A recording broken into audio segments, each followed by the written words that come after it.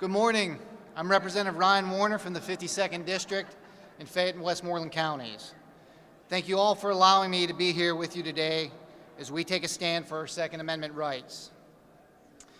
As I prepared for today, I was reminded of the words of our fourth U.S. President, James Madison, who wrote in our Constitution words that we are all very familiar with. A well-regulated militia being necessary to the security of a free state, the right of the people to keep and bear arms shall not be infringed. Woo! Yes. Put it on your forehead.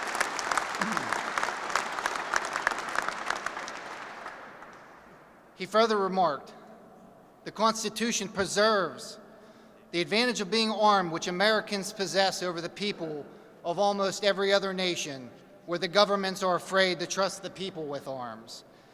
The Constitution of our great Commonwealth took it one step further, establishing that the right of citizens to bear arms in defense of themselves and the states shall not be questioned.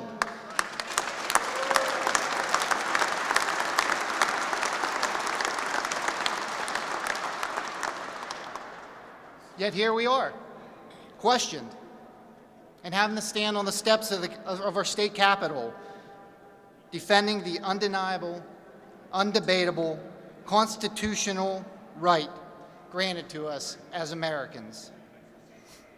Hateful and determined people will always find a way to terrorize society, regardless of the laws that we put into place.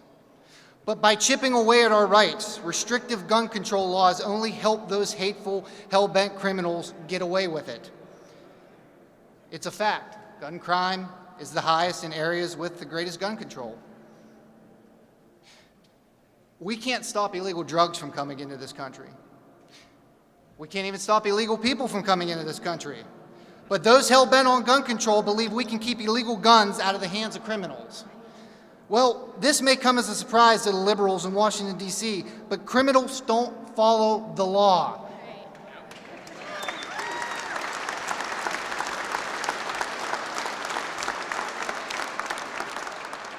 I'm tired of politicians in this country putting the views of a few loud dissenters above the constitutional rights of law-abiding American citizens.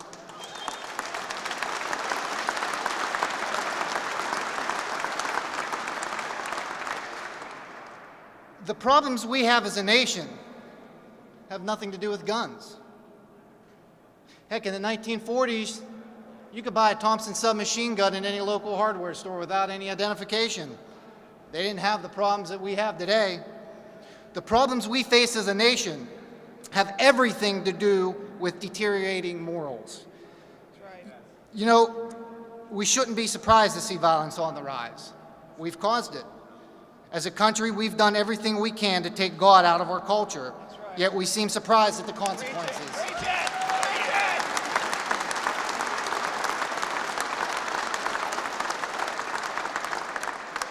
Our founding fathers believed that the right to bear arms was not just a constitutional right, but a God-given right.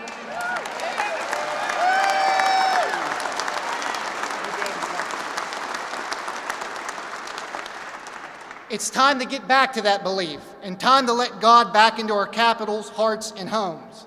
If you want to stop gun violence, stop allowing our youth to grow up in a nation where they think it's okay to disrespect authority. Stop teaching our youth that no matter what they do, it's never their fault. There's always someone or something else to blame. For the love of God, start teaching ethics and personal responsibility.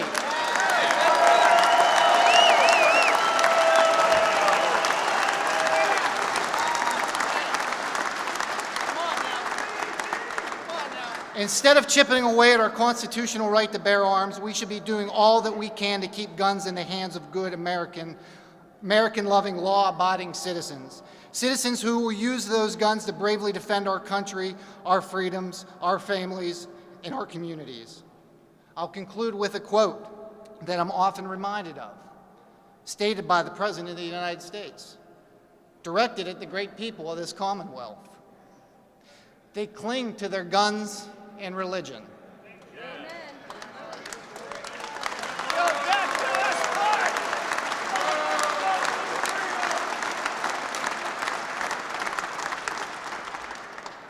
Well, you meant that as an insult, Mr. President. But I will own that comment with pride. Because those of us that cling to our guns and religion are clinging to the First and Second Amendment of the Constitution of the United States of America as our founding fathers intended.